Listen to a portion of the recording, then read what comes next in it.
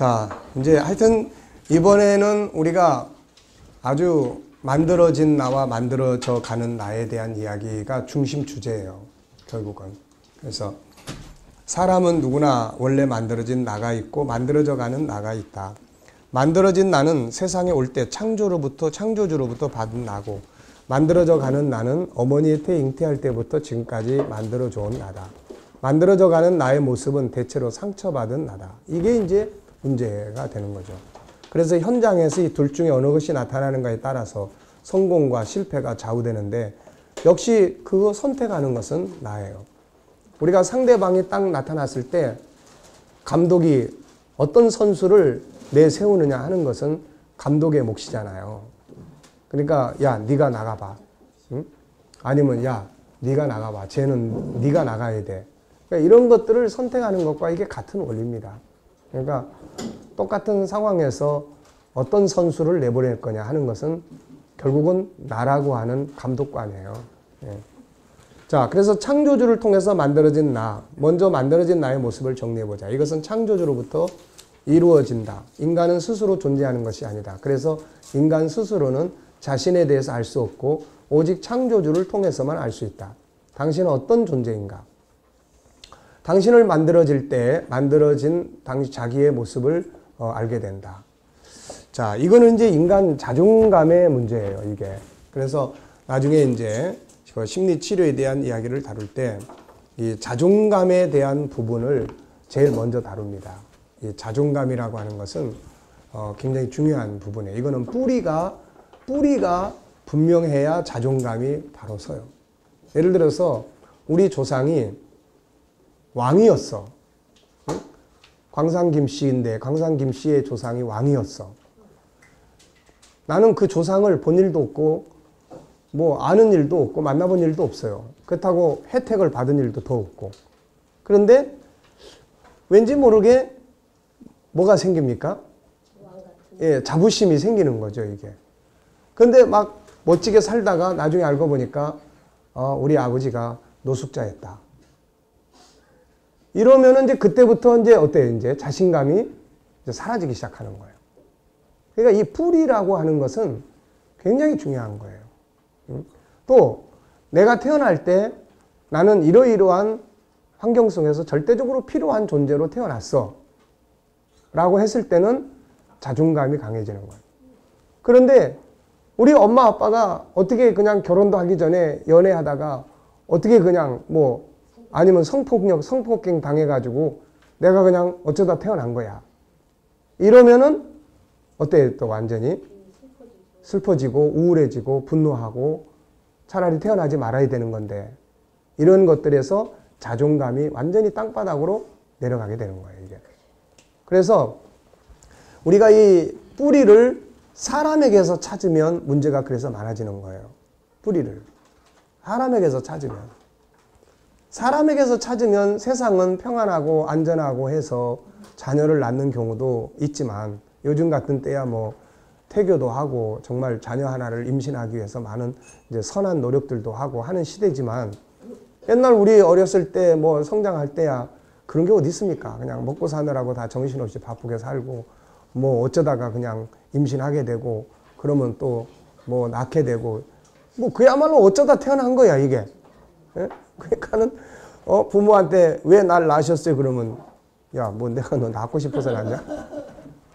이제 이런 상황이 되는 거예요, 이게. 그러니까 우리 존재의 배경을 그래서 이제 어디에서 찾아야 되느냐? 바로 이제 창조의 근본에서 찾게 되는 거죠. 그래서 세상에서는 인간의 가치가 물질이나 힘에 의해서 평가가 되고, 그렇지만은 이제 하나님은 우리를 이제 그런 부분에서 이제 전혀 다른 가치를 갖게 되는 거예요. 그래서 인간의 존귀함은 도대체 어디서 나오는 거냐? 물론 유일성에서 나오는 거지만은 더 근본적으로 인간의 가치는 어디서 발생을 한 거냐? 그거는 하나님의 나라는 존재를 존재하게끔 하는 선택에서부터 출발을 합니다. 선택. 그래서 그 부분에 대해서 이제 다윗이 성령의 감동으로 설명을 한 것이 이제 시편 139편 13절로 18절이죠. 자, 인간 이해에 있어서 이게 가장 중요하다. 그래서 이게 아주 중요한 철학의 기본이에요. 특히 임신을 했을 때 그 부모는 반드시 자녀에게 태아 때부터 이 교육을 시켜야 됩니다.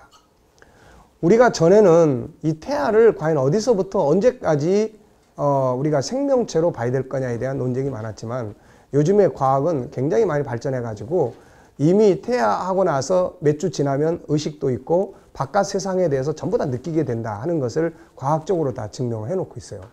그러니까 부모가 하는 말들이 태아의 영향을 그대로 다 받게 된다는 거죠. 밖에서 예를 들어서 얘를 그냥 낙태시켜버리면 어때? 낙태시켜버리자. 아직 우리 애기 날 때가 아니야. 그러면 이게 그 태아 속에 그대로 전달이 된다는 거예요. 그럼 태아한테는 어떻게 전달이 되냐면 우리 저놈 죽이자 이렇게 나오는 거예요. 이렇게 죽이자. 이게 엄청난 거죠, 이게. 그러니까 지금 그 안에 있는 생명체는 바깥에서 들려오는, 바깥에서 행동하는 모든 것들에 이게 굉장히 민감한 거예요, 이게. 민감한 거예요. 그래서 낙태시키자 그러면은 죽이자. 그럼 벌써 두려움이 시작되고, 분노가 시작이 되고, 거기서 우울함이 시작이 되고, 세상은 나가면 안 되는 곳이다. 세상은 절대로 좋은 곳이 아니다. 적의를 품게 되고, 이런 것들이 만들어진다는 거죠. 네. 또, 이게 좋은 관계를 유지를 하면은 태아의 그런 어떤 기능이 어머니의 뇌를 치료한다고 하는 결과도 발표하고 있어요. 요즘에 보면은. 그러니까 여러분들이 이런 이제 책들을 연구하고 이런 것들을 하다 보면은 인터넷 뉴스나 이런 것들을 관심 있게 보시면 과학이 이런 것들을 굉장히 많이 밝혀내는 이야기들을 많이 합니다. 이게. 그러니까 이런 부분들이 만약에 부모가 그런 죽일까 말까 낙태시킬까 말까 이런 거 또 사랑하는 과정에서 부모가 맨날 세상 살기 싫다고 죽으려고 그러고 부모가 맨날 자기를 학대하고 이런 거 이런 것들이 태아의 인격 형성을 그대로 만들어 간다는 거예요. 이게 그대로 그게 다 전달이 되니까 예를 들어서 남편이 술 마시고 들어와서 임신한 자기 아내를 때리려고 그래요. 그러면 태아가 그걸 다 느낀다는 거죠. 그래서 이 태아가 자기 엄마를 학대하는 아버지에 대해서 뭔 감정이 생기냐면 분노를 한다는 거예요. 거기서. 분노를 한다는 거예요. 예? 그리고 자기 엄마가 불쌍하게 여겨진다든지 그 속에서 성장하는 자기가 그냥 불쌍해지기 시작한다든지 이런 것들이 그 안에서 다 형성이 된다는 거죠. 그래서 요즘에 뭐 내적 치유나 이런 것들은 거의 그런 현장을 연상법이나 이런 걸 통해서 성령의 감동과 우리는 이제 신앙 안에서 그런 걸 다루는 거죠. 그래서 쭉 생각하고 찾아가서 그 현장에서 문제가 있었던 것들을 치료함으로써 오늘의 인간관계를 부드럽게 왜냐하면 이런 것들이 그냥 남아있는 한은 그게 상처가 돼서 이 칼 융이나 이런 사람들이 이야기한 컴플렉스가 돼가지고 그게 팍팍팍 터진다는 거예요. 이게 그것이 이제 내적 치유의 기본 원리입니다. 이게 그러니까 이런 것들은 어떻게 보면은 태아 때 이런 상처나 이런 것들은 과학적인 거예요. 이게 다. 지금은 그런 것들이 다 과학적으로 다 이렇게 이루어지고 있는 그런 이제 시대를 우리는 살고 있어요. 원하지 않는 임신일 때 어쩌다가 임신했을 때 불평, 불만, 지워버릴까 나을까 이때 태아는 상처를 받게 되고 이런 상처들이 사회나 타인에 대한 반감이나 우울증, 존재 가치의 희박함 등으로 나타나죠. 그래서 이 부분을 잘 알고 이걸 받아들여야 합니다. 부모는 모르지만 사람의 생명을 보내신 이는 분명한 목적을 가지고 사람을 세상에 보내셨기 때문이에요. 내적 치유에 대한 부분들을 이제 연구를 해 가다 보면은 거기에 이제 주님은 항상 우리의 삶 속에 같이 계신다는 것을 치유자들이 설명을 합니다. 그래서 이때도 당신 혼자 있었던 게 아니라 주님이 그 자리에 같이 계셨다. 근데 이런 이야기들을 하고 있는 것이 성경이에요. 네. 그러니까 시편 139편에서 다윗은 뭘 이야기를 하냐면은 어머니가 나를 보기 전에 이미 하나님의 눈이 나를 보셨다는 거죠. 그러니까 태안에 잉태될 때 엄마 몰라 지금. 최소한 아무리 빨리 알아도 2주 아니면은 한 달 이상 걸려야 아는 거예요. 남자는 더 몰라요. 그런데 주의 눈이 보셨고 그러니까 어떻게 보면 주님은 그 자리에서 지금 그걸 보고 있는 거예요. 지금 본인이 선택한 생명체가 우주적인 질서를 가지고 있는 그런 이 어머니 태안에서 태어나고 거기서 형성되는 전 과정을 총 지휘하고 있는 거예요. 이분이. 근데 이것이 인간이 아니고 주님이 하시는 일이다라는 거예요. 이게. 그러니까 이제 이런 부분들을 우리가 바르게 인식을 하는 것이 중요해요. 왜냐하면은 그래서 생명의 근본이 엄마 아빠로부터가 아니고 하나님으로부터다라고 하는 이 속에 이제 자부심 있게 되는 거예요. 그래서 여기서 이제 우리를 선택할 때 만약에 하나님도 하나님 왜 날 선택했어요? 그러니까 야 내가 뭐 너 선택하고 싶어서 한 줄 아냐? 어쩔 수 없이 할 수 없이 인구가 모자라서 하나 더 만들었다. 뭐 이래버리면은 되게 기분 나쁘죠.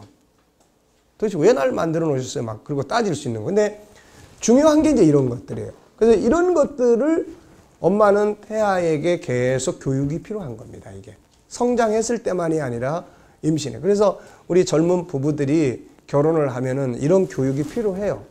이런 교육이 필요해서 태아가 어떤 과정을 거쳐서 밖에 나올 때까지 이 우주의 신비를 밖에 있는 사람이 아무도 모릅니다. 이거 가끔가다 가서 초음파 가지고 뭐 어떻게 커가는지 이 외형적인 것만 보지 심리 상태가 어떻게 발전되고 이런 거는 아무도 모르는 거야 이거.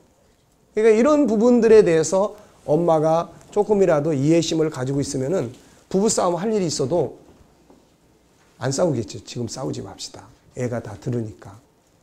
싸우지 말자고. 이런 것들이 가정의 평화를 이루고 가정이 평화하고 안정되게 부부가 살아가면 그 안에서 성장하는 태아는 안정감을 갖고 크겠죠. 안정감을 갖고. 그러니까 그런 부분들을 우리가 앞으로 이제 교회가 이런 것들을 더 연구해서 이 태아의 자존감을 키워야 된다 하는 이제 이런 부분에 대한 주제나 이런 거 가지고 세미나도 하고 이게 하나님의 형상 5가지 이 선택의 과정은 충분히 그런 것들을 할 수 있는 그런 어떤 자료가 되고 충분히 할 수 있는 컨텐츠를 가지고 있어요, 이게. 그러니까 우리가 이런 것들을 바르게 알고 활용을 해서 교회 안에 이제 결혼을 앞둔 젊은 세대들이나 이제 이런 것들을 우리가 바르게 이끌어 줄 수 있는 것이 필요한 거죠. 그래서 인간의 가치는 바로 이 하나님의 선택 속에 있습니다. 첫 번째 가치는. 그래서 선택을 할 때 하나님이 우리를 선택할 때 선택의 배경이 3가지예요. 3가지. 이게 이제 가치가 있는 거예요. 이게. 그래서 이 부분을 에베소서 1장에서 설명을 합니다. 똑같이 창세 전에 나를 선택했다고 하는 것은 다윗의 이야기나 바울의 이야기나 똑같은 거예요. 같아요. 그런데 바울은 여기서 조금 더 우리를 선택할 때의 하나님의 마음, 우리를 선택할 때의 하나님의 마음에 대해서 설명을 했어요. 그게 뭐냐면은 첫째는 사랑 안에서예요. 사랑 안에서. 그래서 하나님이 우리에 대한 사랑은 우리가 이 땅에 왔을 때부터가 아니고 이미 창세 전부터 선택할 때부터 그분의 사랑이에요. 그래서 바울이 에베소서 2장에서 우리의 구원을 이야기할 때 거기에서 이런 말을 해요. 그 큰 사랑을 인하여. 그 큰 사랑을 인하여. 이 큰 사랑은 바로 창세 전에 선택할 때의 사랑이에요. 이게. 그러니까 그 사랑 때문에 우리가 이 땅에 와서 죄인 되었을 때 하나님은 우리가 사랑받을 일 하나도 없지만은 그 큰 사랑 때문에 우리를 살려내는 역사를 만들어 가신 거죠. 두 번째가 이제 1장 5절에 보면은 이제 기쁨입니다. 기뻐해서. 누군가가 나를 기뻐한다는 것은 굉장한 자부심이에요. 그것도 힘이 있는 사람, 어떤 절대적인 존재가 나를 기뻐해. 이건 굉장한 거죠. 그 다음에 3번째가 1장 11절에 보면은 하나님이 원하셔서예요. 그분은 자기의 원하는 뜻대로 하는 분이지 누가 강요해서 하는 분이 아니에요. 이걸 바꿔 말하면 그분은 우리를 필요로 하고 있다는 거죠. 그분의 계획 속에는 우리라고 하는 한 존재의 삶이 들어있어요. 그러니까 그분은 우리가 할 일이 있는 거예요. 뭔가 그 역할 때문에 세상에 보낸 거예요. 필요성 때문에. 이런 것들을 우리가 바르게 심어주고 자녀들을 교육할 때도 바르게 심어주고 이제 태어나서 교육할 때도 마찬가지예요. 그래서 부부싸움을 하더라도 우리는 이제 그런 걸 몰랐지요. 다. 그냥 막 싸우고 성질 나는 대로 하고 다 그리고 끝냈지만 옆에서 그런 장면을 본 아이들은 상처를 깊이 가지고 있다는 거예요. 그러니까 싸웠으면 반드시 그 아이 앞에서 부모가 화해를 하라는 겁니다. 그 화해를 하는 장면을 보여준다는 것은 그 아이에게 있는 상처를 없애준다는 거예요. 그러니까 상처를 자꾸 이렇게 누적시키지 말라는 거죠. 이게 자꾸 상처가 치유가 돼 가야 되는데 삶 자체가 막 상처가 계속 쌓여. 계속. 그저께도 제가 우리 아이 하나를 이제 상담을 하면서 보니까 그 아이가 가지고 있는 어떤 문제점이 있는데 그 문제점이 가만 보니까 의학적인 문제도 있지만 스트레스적, 심리적 부분이 있어요. 그래서 내가 그 아이 상담을 하면서 네가 어느 때 그런 증상이 가장 많이 나타나니 이번 한 주간 동안 네가 그거를 다 체크해가지고 다음 주에 만나서 목사님하고 이야기를 나눠보자. 목사님이 볼 때는 의학적인 것도 있지만 심리적인 거. 그리고 난 다음에 아이를 내보내고 엄마하고 상담을 하면서 보니까 그게 스트레스적인 심리적인 영향이 굉장히 큰 거예요. 이게 우리의 육체의 기능은요, 스트레스적인 이 영향이 굉장히 강하게 영향을 미칩니다. 이게. 그러니까 그런 부분들이 부모들로부터 알아요. 그 부모도 우리가 스트레스를 너무 많이 주는 것 같아요.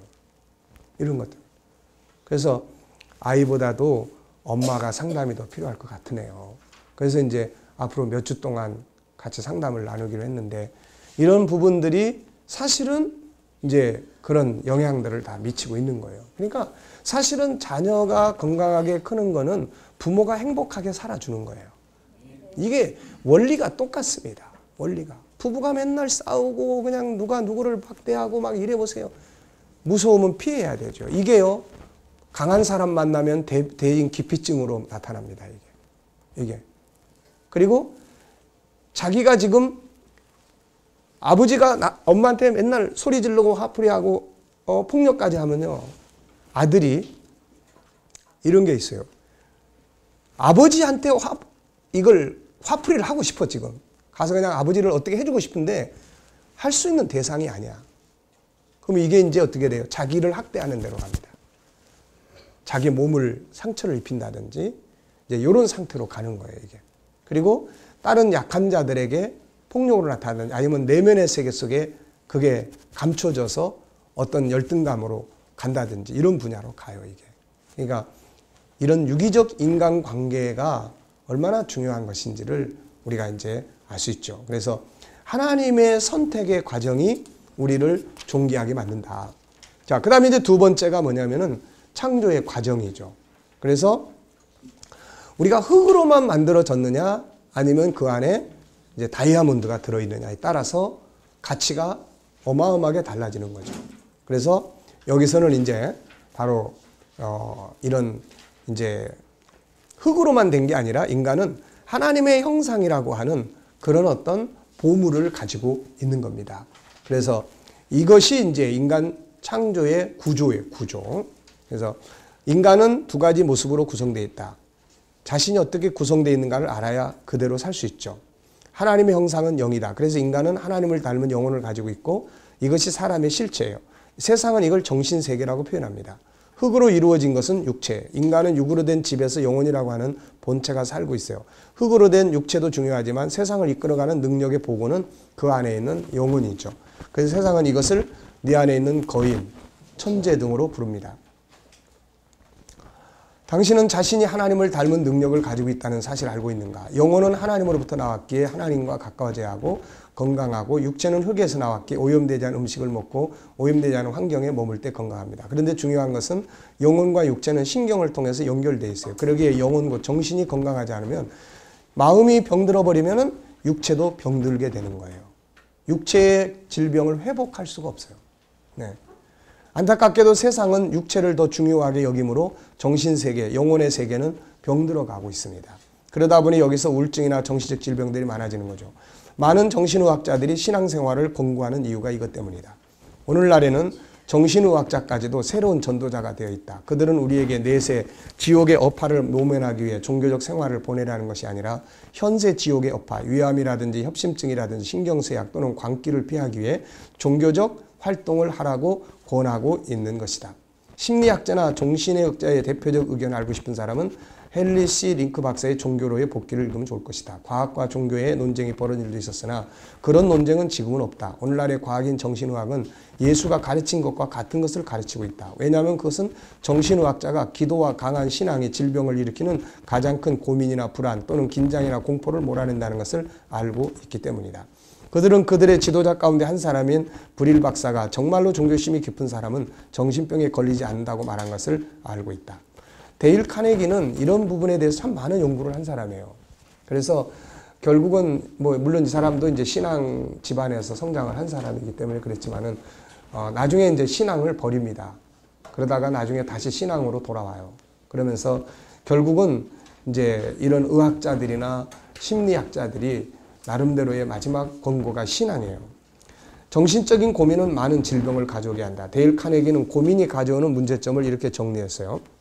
그래서 이 뒤에 보면은 이제 마음의 병이 어떤 육체의 질병을 가져오는지 이제 그런 병원의 의사들과의 면담을 통해서 이렇게 쭉 정리를 해놓은 겁니다. 그래서 34페이지 쭉 보시면 뭐 고민이 심장에 미치는 영향, 고혈압은 고민에 의해 일어나고 류마티즘, 위장, 또 뭐 갑상선, 뭐 당뇨병, 또 뭐 이런 것들이 이제 그래서 34페이지 맨 밑에 보시면은 뭐 불안, 실의, 증오, 원한, 공포 등에 의해서 어떻게 인간의 육체가 파괴되는가를 자세히 설명하고 있다.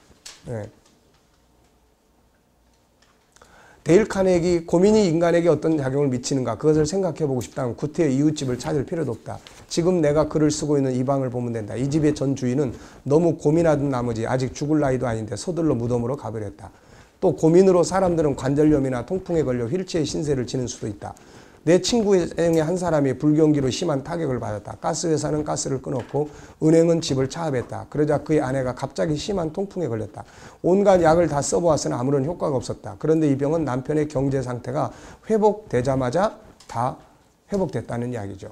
그러니까 물론 이런 것에 의해서만은 아니지만 그러나 이 심리적인 것이 인간의 이 육체의 질병을 일으키는 중요한 원인이 된다는 거예요. 그래서 많은 사람들이 좋은 음식 먹고 좋은 집에서 살면서도 그런 좋지 않은 질병에 시달리거나 하는 경우들도 상당히 많다는 거죠. 고민처럼 여자를 빨리 늙게 하고 추하게 하며 우울하게 하는 것은 없다. 고민은 표정을 굳어지게 하고 뭐 턱의 곡선을 딱딱하게 만들고 얼굴에 주름살을 만든다. 흰머리를 늘게 하고 탈모증의 원인이 되기도 한다. 얼굴을 거칠게 하고 온갖 종기나 여드름의 원인이 되기도 한다. 이런 이야기가 지금부터 150, 60년 전의 이야기죠. 이 사람의 이야기가. 그런데도 참 놀라운 거는 책방에 가보면은 인간관계를 다루면 이 사람 책이 그냥 여기저기 널려 있어요. 네. 그 사람 벌써 죽었는데 그 사람의 남긴 이야기는 지금도 이렇게 인간관계의 하나의 교본이 되고 있습니다. 자, 성경은 이미 인간의 마음의 근심이 얼마나 해로운지를 보여주고 있죠. 그래서 잠언 15장 13절 뭐 마음의 즐거움 얼굴 빛나게 하여도 마음의 근심은 심령을 상하게 한다. 근심이 마음의 병을 일으킨다는 거죠. 마음을 제어하지 못하는 자는 성읍이 무너지고 성벽이 없는 것과 같다. 마음의 즐거움은 양약이라도 심령의 근심은 뼈를 마르게 한다. 그러니까 심령의 문제가 뼈를 고통스럽게 할 정도로의 육체의 질병을 만들게 되는 거죠. 사람의 심령은 그의 병을 능히 이기려니와 심령이 상하면 그걸 누가 일으키겠느냐. 예수님께서도 마음의 고민, 곧 염려가 사람의 몸을 해칠 수 있음을 경계했다. 그래서 성경은 영혼의 건강을 강조하고 있는 거예요. 내 영혼이 잘된 같이 범사가 잘되고 강건하기를 내가 강구한다. 네. 당신의 영혼은 건강한가? 영혼의 건강관리에 힘쓰라. 왜냐하면 사람은 이렇게 육체만 있는 게 아니기 때문에 그런 거예요.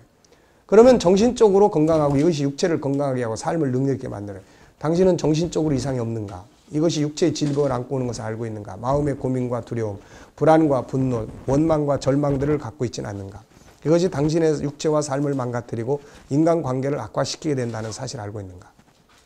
자, 그 다음에 세 번째, 그러니까 인간의 존귀함은 어디서 나와요? 첫째는 선택에서 나오는 거예요. 인간의 자존감. 이거를 우리가 공부로 끝나버리면 안 됩니다. 늘 묵상해야 돼. 하나님 날 선택하실 때의 현장을 내가 늘 가야 된다는 거죠. 이 묵상의 세계라는 것, 심리학자들은 이걸 연상법이라고 이야기를 해요. 우리는 묵상의 세계죠. 내 생각 속에는 과거, 현재, 미래가 다 들어가 있어요. 네, 생각이라는 건 참으로 놀랍습니다. 그러니까 내 생각 속에서 늘 묵상해요. 뭘 묵상합니까? 바로 이렇게 내 선택의 현장까지. 선택의 현장까지 기도하면서 한번 쭉 묵상해. 하나님이 이때 나를 선택해 놓고 이렇게 기뻐하셨구나. 네, 이렇게 그분이 나를 사랑하셨구나. 그분이 나를 뭔가 필요해서 세상에 이렇게 보냈구나. 그 다음에는 나를 만드신 창조의 현장으로 가는 거예요. 그게 창세기 1장 27절이고 그 다음에 2장 7절이에요. 그게 묵상의 힘이에요. 인간의 가치를 무시당했을 때 사람들과 비교해서 내 인생이 도대체 뭔가 하고 처량해질 때, 그때 나를 힐링하게 만들어주는 것은 바로 나의 가치에 대한 묵상입니다. 그래서 창세기 1장 21절에서 나를 만든 현장으로 가는 거예요. 하나님께서 내 안에다가 하나하나 보물을 담아놓으시고 기뻐하시고 세상을 다스리게 하시고 영원성을 통해서 영원히 주의 나라에서 함께 복되게 살게 만들어 주시고, 그러면 이런 것들을 다 묵상하다 보면 사람들이 나를 무시하거나 말거나 거기에서 자기의 그렇게 스트레스 안 받습니다. 왜냐하면 저 사람이 아무리 무시해도 그건 상관없는 이야기예요. 나하고. 나는 이런 존재니까. 네, 그러니까 이런 것들이 바로 자기를 지켜가고 자기 마음을 지켜가는 방법이에요. 근데 공부는 공부대로 해놓고 사는 것은 항상 남의 말에 스트레스 받아가면서 사는 것은 이거는 신앙에 아무 도움이 안 돼요. 신앙에. 그 다음에 세 번째는 궁극적인 목적이에요. 나를 선택한 이 땅에 보내신 궁극적 목적이 도대체 뭐냐. 살다가 죽어 없어지는 거냐. 아니라는 거죠. 바로 영원성. 그래서 영원한 삶이에요. 인생은 어디서 왔다고 어디로 가는가. 세상은 오직 2번만 안다. 2번. 뭐예요? 일생. 이 땅에 사는 것만 알아요. 1번도 몰라요. 1번은 뭡니까? 선택과 계획에 대해서 몰라요. 3번은 더 몰라요. 영원한 삶으로 간다는 거. 그래서 인생이 불확실하고 미래에 대한 희망이 없습니다. 우리가 이 땅에 존재하는 배경은 하나님의 사랑의 선택과 계획이 있기 때문이며, 우리가 이 땅에 존재하는 목적은 살다가 죽음으로 끝나는 것이 아니라 영원한 영생을 누리기 위해서요. 이것이야말로 오늘의 삶이 보람있고 의미가 있으며 또 가치 있고 아름답게 살아야 할 이유이기도 합니다. 세상의 모든 것은 쓰다가 폐품 처리되지만 인간은 폐품 처리되는 것이 아니고 업그레이드 되어 영생의 삶을 누리게 돼요. 하나님이 이것을 알려주기 위해서 주신 책이 바로 성경이에요. 그래서 성경은 영생에 관한 책입니다. 영생의 소망이 없는 자는 불쌍한 거죠. 볼테르 무신론자 이야기했어요. 이 사람은 100년만 지나면 하나님을 믿는 따위의 미신들은 지구상에 한 사람도 없게 될 것이다. 이렇게 이야기했어요. 그리고 하나님 있으면은 욕짓거리를 퍼붓는 나를 이 자리에 쓰러뜨려 보라고 외쳤던 사람이에요. 근데 나이 먹어가고 노인이 돼가고 병들어 죽음 앞에 이르게 됐을 때 이 사람은 그를 회진하러 온 의사를 향해서 부탁을 하죠. 만약 나의 생명을 6개월만 연장시켜 주신다면 전 재산을 드리겠습니다. 의사는 난감한 표정을 지으며 대답했어요. 볼테르 선생님, 선생님의 생명은 6개월은 고사하고 6시간도 연장시킬 수 없답니다. 원기 왕성할 때 꼭 붙잡고 놓지 않았던 그의 무신론은 의사의 이 같은 선고에 의해 심하게 흔들리죠. 그의 입에서 다음과 같은 말이 조용히 흘러나왔다. 나는 지옥으로 떨어져 가는구나. 세월은 흘러 그가 세상을 뜬 지 200여년이 지났다. 그러나 그의 예전과는 달리 하나님을 믿는 신자의 수는 더 늘어가고 있는 거죠. 우리가 삼성을 일으켜 세운 이병철 씨가 마지막에 남겼던 이야기들을 다들 잘 알고 있습니다. 죽음에 대해서 궁금하고 신이 있는지, 죽음 이후에 어떤 세계가 있는지. 천주교 신부에게 물었는데 답을 얻지 못한 채로 세상을 떠난 상황이죠. 그가 그때 질문했던 내용들이 24가지인가가 이렇게 알려져서 사람들에게 호기심을 가지게 했던 경우도 있습니다. 자, 우리의 삶이 얼마나 소중한가. 세상의 가치는 인간을 물질과 힘에 평가합니다. 그래서 돈 없고 힘없는 자는 존귀한 가치를 잃어버리고 땅바닥에 질밟힙니다. 그러나 하나님은 위에서 소개한 3가지 이유 때문에 자기 목숨을 버릴 만큼 우리를 사랑해요. 이 가치를 가지고 살아야 합니다. 그리고 오늘의 삶을 소중하게 살아야 합니다. 그래서 자신의 존재 배경에 감사하라. 자신의 보물적 가치에 감사하고 오늘의 삶을 귀하게 여기고 아름답게 살아라. 미래에 대한 소망을 가져라. 자, 이거를 조금 정리를 좀 해보겠습니다. 가치. 인간의 가치는 어디서 오는가에 대한 이야기예요. 인간의 가치는 어디서 오는가. 세상은 인간의 가치가 둘로 평가돼요. 하나는 물질, 하나는 힘. 여기에 의해서 인간의 가치가 평가되는 거예요. 그래서 힘이 없는 사람, 물질이 없는 사람은 인간으로서의 존엄성을 지켜가기가 어렵습니다. 이건 뭐 그러다 보니까는 존경이나 이런 것보다는 폐품처럼 생각하게 되고, 이런 데서 모든 사람은 다 결국에는 버림을 받게 돼요. 왜? 세상에는 영원한 강자가 없기 때문에 그런 거죠.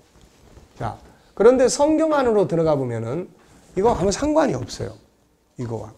그래서 우리가 성경에서 보여주는 가치를 가지고 살아야지 세상에서 말하는 가치를 가지고 살면 안 된다는 거예요. 이게. 그래서 성경은 우리를 예수님이 세상에 오셔서 자기 목숨을 버린 이유는 우리가 돈이 많아서 우리 돈을 탐내서 하신 것도 아니고 우리가 힘이 세가지고 그 우리의 힘을 얻기 위해서 한 게 아니란 말이에요. 그분이 우리를 사랑하고 존귀하게 여기는 것은 세 가지란 말이에요. 첫째는 선택이에요. 선택.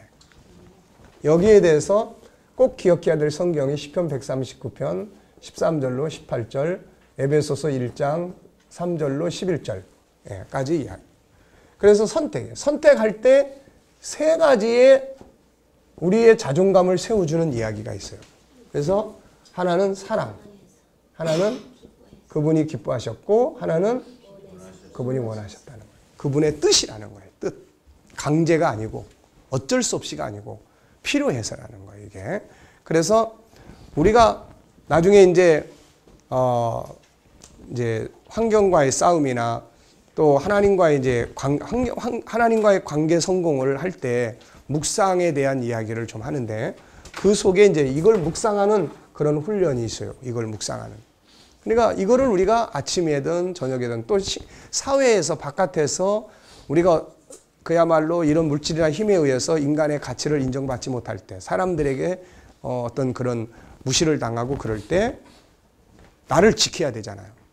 나를 지키기 위해서 필요한 게 바로 이거예요. 내가 그래도 하나님이 이렇게 날 사랑하고 이렇게 하나님 날 선택하고 이런 거예요. 그러니까 심리학자들이 직장에 가가지고 상사로부터 항상 무시당하고 이런 사람들에게 뭔 이야기를 권고하느냐 하면은 자기 장점을 찾아라 이렇게 이야기해요. 자기 장점을. 그래서 자기가 잘하는 것, 자기가 회사에 유익이 되고 있는 점을 찾아라. 그래가지고 그걸 가지고 따지는 게 아니고 상사가 너 이렇게 해가지고 월급 받을 자격이 있어? 도대체 넌 회사에 도움이 되는 게 뭐야? 그리고 막 무시할 때 화장실로 가라. 화장실로 딱 가가지고 거기서 자기가 적은 거를 이렇게 딱 꺼내놓고 무슨 소리야. 나도 회사에 이런 도움을 주고 있고 나도 이런 월급 충분히 받을 자격이 있어. 스스로 자기의 장점을 고백하라는 거예요. 그래서 이건 실제입니다, 이게. 그래서 어떤 사람이 처음에는 뭐 이런 걸 어떻게 뭐 이야기한다고 뭐 도움이 되겠어? 그랬다가 상담자가 계속해서 그걸 강조하니까 실제로 그렇게 하기 시작했어요. 놀라운 변화가 온 거예요. 나중에는 그 상사가 무슨 말을 해도 그냥 씩 웃고 지나가 버린 거예요. 이게 바로 그런 상황 속에서 스트레스 안 받는 거예요. 만약에 그 사람이 이야기하는 대로 계속 스트레스를 받기 시작하면 나중에 증오심, 원망, 회사 그만두게 되는 거예요. 그러니까 우리가 어떤 상황들을 만날 때 그러니까 이런 심리치료나 리더십에 치료하는 사람들의 이야기를 쭉 듣다 보면은 우리는 더 좋은 걸 가지고 있는 거야. 근데 우리는 이거를 활용할 줄 모르는 거예요. 내가 이거를 묵상하고 살아야 되는데 전혀 안 해. 그러니까 바깥에서는 항상 힘의 논리, 물질적인 거에 의해서 그 사람을 무시하고 그 사람에 대해서 그냥 짓밟고 막 그러는데 우리는 그걸 그대로 받아들여 버리는 거야. 그대로. 그걸 그대로 안고 이제 집에 가는 거예요, 다. 그대로 안고. 그러니까 막 너무 속상한 거죠. 예?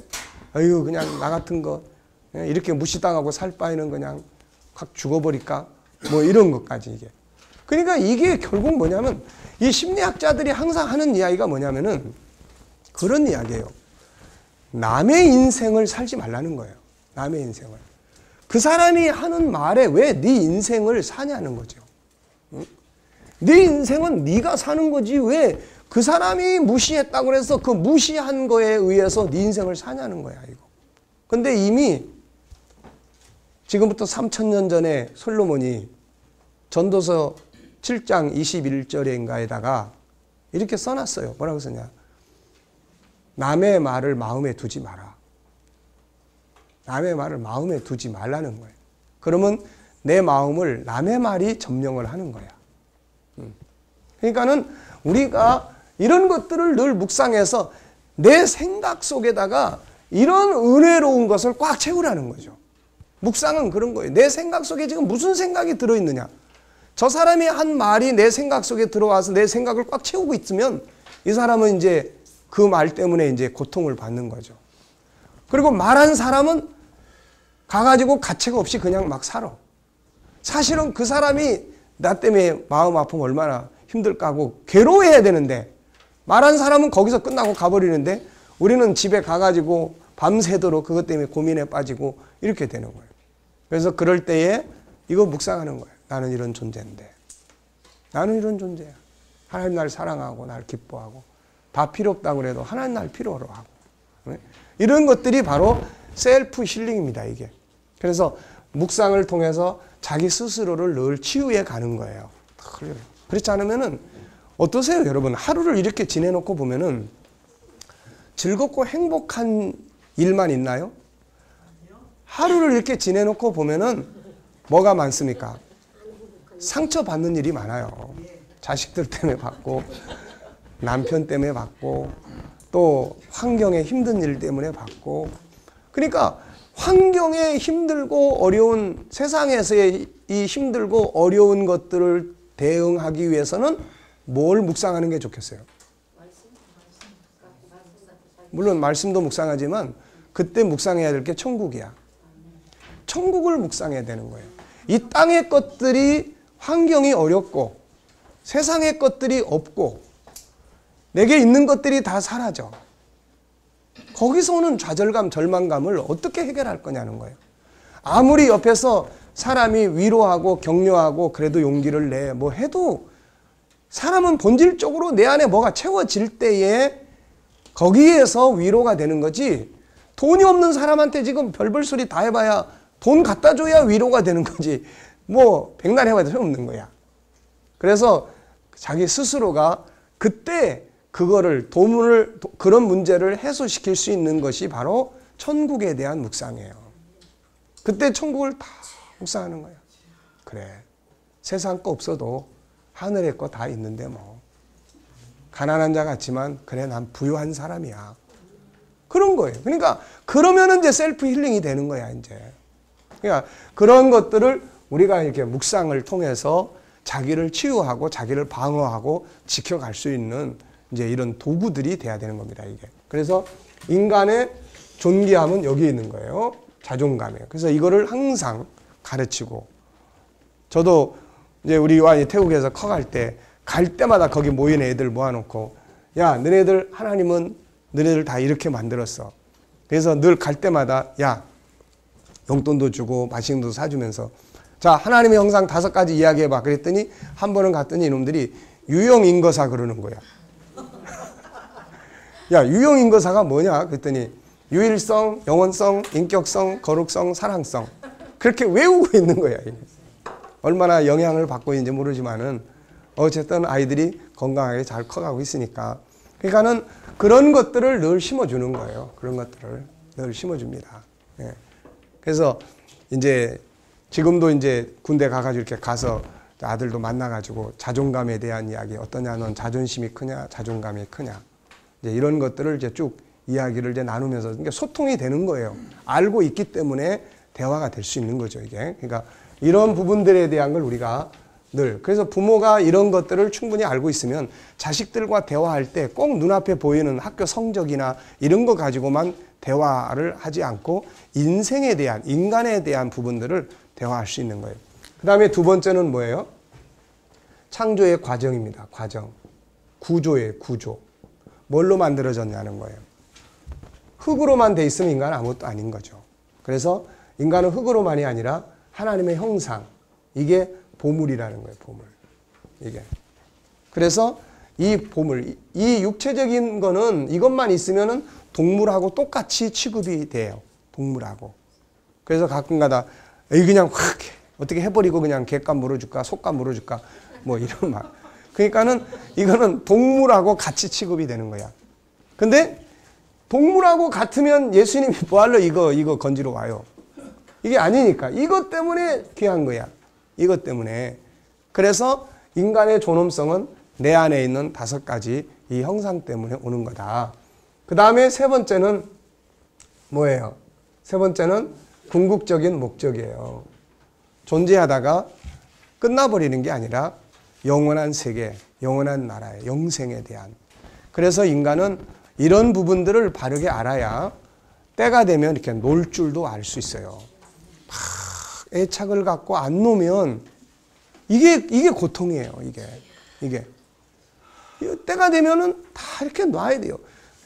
예를 들면은 자식을 내보내는 것도 그냥 이런 걸 모르고 그냥 내 안에서 너는 내 희망이야, 넌 내 소망이야. 그러고는 있는데 지가 나가버리면 이제 빈둥지 증후군이 생기는 거야. 텅 비어버리니까 이게. 예. 그러면 이제 거기서 막 우울증 생기죠. 막 외로움이 생기죠. 갑자기 막, 얘만 쳐다보고 살았는데 딱 나가버리니까는, 갑자기 막, 뭘 해야 될지 모르겠고, 이렇게 되는 거예요. 그런데 이거를 내 스스로가 때가 돼서 놓아주는 거예요. 너는 이제 너의 삶이 있어. 네, 너의 삶이 있으니까, 네 아내와 함께 복되게 아름답게 살아야 돼. 그러면서 자기 할 길을 가는 거예요. 그러면 빈둥지가 아니야, 이게. 뭐든지 그래요. 내가 놓으면은 문제가 없어. 근데 상대방에 의해서 단절되면 이건 병이 되는 거야, 이게. 그러니까 그런 부분들은 다 여기서 나오는 거예요. 우리가 영원성, 이 땅에서 영원히 살 수 없다는 거. 그래서 어떤 때는 사랑하는 사람과 헤어질 수 있는 준비도 해야 되는 거고. 예? 언제든 같이 못 있는 거야, 이게. 그러니까 그런 면에서 내 인생에서 뭔가 하나씩 사라져 갈 때 그게 절망감이나 세상은 그래요. 나이 들어갈수록 젊은 사람보다도 나이 들어가는 사람들이 우울증이 훨씬 많습니다. 훨씬 많아요. 그러니까 이런 것들이 왜 생기느냐면은 나중엔 자꾸 없어져 가기 때문에 그러는 거야. 자꾸 있는 것들이 자꾸 사라져 가잖아요. 뭐 돈도 자꾸 사라져 가. 그 다음에 뭐 자식들도 사라져 가. 그 다음에 또 뭐. 예. 예. 자, 건강도 사라져가. 그러니까 그냥 우울한 것밖에 없어. 그래, 친구도 사라져가. 네. 원래 돈 떨어지면 친구 떨어지고 다 떨어지는 거예요. 자, 그러니까 우리가 이런 가치관을 가지면 인간의 존엄성은 여기에 있다는 거예요. 여기에 있는 게 아니고 여기 있다는 거예요. 그러니까 세상 사람들은 여기에 의한 가치 때문에 우월감, 있을 때는 교만에 빠졌다가 없을 때는 막 정신병에 다 시달리는 거예요. 그럼 우리는 여기에 대한 거예요. 그래서 나만 이런 게 아니라 앞에 있는 상대방. 보십시오. 이거, 맨거. 내놔봐요. 네, 여기는 없어요. 자, 상대방을 보세요. 이게 나만 있는 게 아니잖아, 지금. 그렇죠? 나만 있는 게 아니고 상대방도 있는 거예요, 이게. 상대방도. 여기에서 상대방을 어떻게 대할 것인가가 나타나는 거야, 이게. 상대방을 어떻게 대해야 되겠어요, 이게. 그러니까 우리가 그런 부분들에 대해서 바르게 인식하는 게 아주 중요합니다. 자, 그래서 이제 토의사항이나 여러분들이 이제 교회에서나 또 성도들을 대화할 때는, 이게 사실은 한 과에 한 장에서 다루기에는 좀 길어요. 그래서 이제 앞으로 좀 더 세부적으로 더 연구하면서 더 심플하게 만들어 가야 되겠지만은 어쨌든 사실 이런 것들은 이제 그래서 원래는 이번에 이제 한 4-5명씩 이렇게 팀을 구성해 가지고 지금 내가 가지고 있는 가치관이나 이런 거 또 이런 부분들 때문에 뭐 속상한 일이 있었는지 또 왜냐하면 사회는 항상 이러니까 사람들은 이런 데 대한 아픔을 다 가지고 있는 거예요. 그래서 저런 것들을 묵상해 본 일이 있는지 또 저런 것들을 묵상을 통해서 이런 세상으로부터 받는 상처들을 어떻게 해소를 했는지 이런 것들을 같이 나누는 시간이 필요해요, 이게. 왜냐하면 듣는 데서부터 받는 은혜도 있지만 사람은 자기가 그래서 대부분의 심리 치료나 이런 상담은 상대방을 말하게 합니다. 근데 지금 여기서는 나만 혼자 실컷 말하고 있잖아요, 지금. 나만 혼자. 그러니까 여러분들이 앞으로 공부를 시킬 때는 근데 이게 참 이게 계획을 내가 다 세워가지고 왔는데 그래서 뒤에 이제 뭐 설문지도 쓰게 하고 하려고 종이도 500장이나 갖고 왔는데 이게 지금 하나도 지금 되기가 어려워요, 지금. 왜냐하면 시간이 많이 걸리다 보니까. 그러니까 여러분들이 그걸 알고 토의사항, 이제 요런 어떤 물론 뒤에 가면은 이제 여러분들이 이제 채워야 될 부분들도 있고 뭐 이런 것들이 좀 있어요. 그렇게 아시고 이제 교육을 시킬 때는 여기서 여러분들이 조금 더 생각해서 어떤 질문을 같이 나누면 좋겠는지, 또 공부하는 사람들이 이런 내용을 가지고 어떤 교제를 나누면 좋겠는지, 또 그들의 실상도 한번 들어보고, 또 그들이 바깥에서 이제 이런 걸 가르쳤으면은 이런 현장이 있을 거 아닙니까? 이것 때문에 그 차에서 난 너무너무 속상하다든지, 직장에서 그냥 나를 맨날 무시하는 직장인이 있는데 이 사람 때문에 막 직장 가기 싫다든지, 그럼 이제 이런 이야기들이 나왔을 때 우리는 이제 처방을 해주죠. 그럼 어떤 처방을 합니까? 여러 가지 이제 이야기들을 해줄 수 있지만은 이 공부에 의해서는 그러면 그 시간에 이런 걸 한번 묵상해 보세요. 그리고 만약에 필요하다면은 우리가 실제로 그런 카드를 만들어 줘요. 카드를. 그래서 자기 존엄성에 대한 묵상 카드 이런 걸 만들어 줘 가지고 조그맣게 이쁘게 만들어서 당신이 그렇게 스트레스 받거나 무시당할 때 화장실에 가 가지고 이거를 이렇게 꺼내서 계속 이렇게 묵상을 해라. 묵상을 하고 그런 말들을 무시해 버려라. 이제 이런 것들. 그러면 이제 그 다음에 왔을 때는 그런 부분들에 대한 결과를 놓고 이제 들어보고 대화 나누고 이제 이렇게 할 수 있는 거죠. 그러니까 이제 우리가 교회에서 이제 그런 세미나들을 하거나 이제 할 때는 그런 부분들을 더 보완해 가지고 이렇게 잘 진행을 해 보시기 바랍니다. 그래서 앞으로 좀 더 연구하셔 가지고 잘 진행이 되면 그런 것들을 이제 아까 이야기한 것처럼 우리가 학술 대회라든지 분기별로 한 번씩 모여 가지고 어떻게 활용을 하고 있는지, 이런 것들이 어떤 결과를 가져오고 있는지, 이제 이런 부분들에 대해서 우리가 함께 나누고 더 좋은 것들을 활용하는 분이 있으면 그걸 우리가 받아들여서 같이 또 공유하고 이렇게 이제 가면 됩니다. 자, 오후 공부는 여기까지 하겠습니다. 식사 시간이 몇 시죠? 5시. 시간이 참 엄청 빨리 가네요. 네.